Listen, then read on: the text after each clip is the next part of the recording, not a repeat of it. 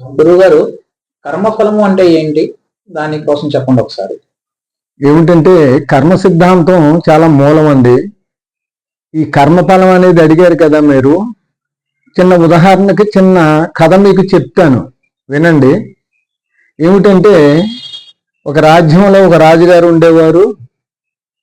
ఆ రాజుగారికి శరీరం అంతా కూడా రణములతోటి నిండిపోయింది.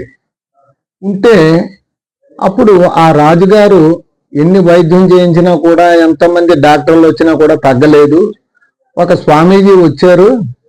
వచ్చిన తర్వాత వారిని పిలిపించి రాజుగారు అడుగుతారండి, ఏమిటంటే, స్వామి, నా పరిస్థితి ఇంత అద్భుతమైనటువంటి స్థితిది, మరి నా పరిస్థితి ఏమిటి అని అడిగితే అప్పుడు ఒక రాజుగారు అప్పుడు చెప్తాడండి ఈ స్వామీజీ ఏమంటాడంటే, స్వామి, మీరు మీకు ఉపాయం ఒకటి చెప్తాను, మీరు చేస్తారా అంటాడు.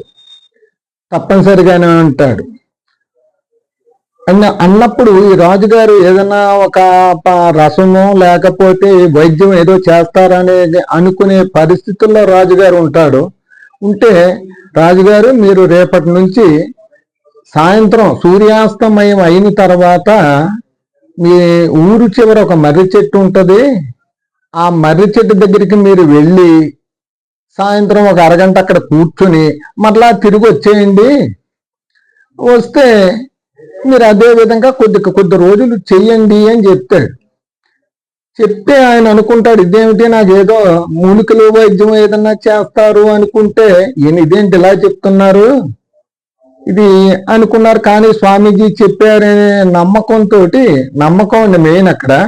ఆ నమ్మకంతో ఆయన అదే విధంగా చేస్తున్నారు. కొంత రోజులు అయిన తర్వాత ఈయన శరీరం మీద ఉన్నటువంటి రణములు, అంటే ఆ పుళ్ళు మొత్తం తగ్గిపోయినాయండి.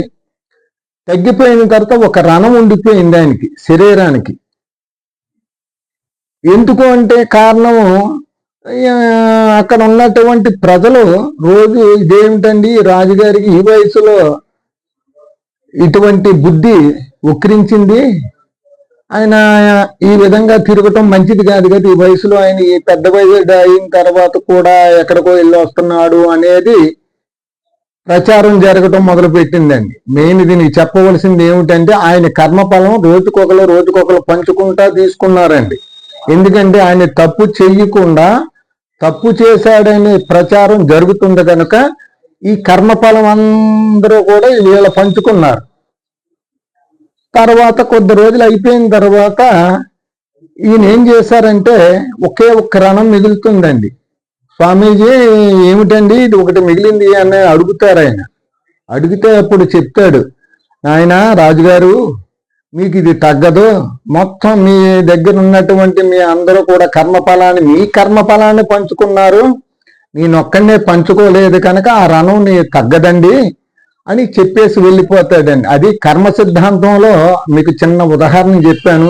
చాలా విషయాలు ఉన్నాయి, తర్వాత మీకు అందిస్తాను. శుభం భూయాత్.